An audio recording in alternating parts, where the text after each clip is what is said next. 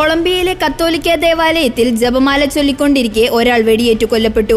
ഇന്നലെ രാത്രിയാണ് കാലിയിൽ സ്ഥിതി ചെയ്യുന്ന ജോൺ പോൾ രണ്ടാമൻ ദേവാലയത്തിൽ എറാസ്മോ ത്രോഹില്ലോ മോപ്പാൻ വെടിയേറ്റു കൊല്ലപ്പെടുന്നത്. സമീപത്തുണ്ടായിരുന്ന ഒരു സ്ത്രീക്ക് പരിക്കേറ്റു.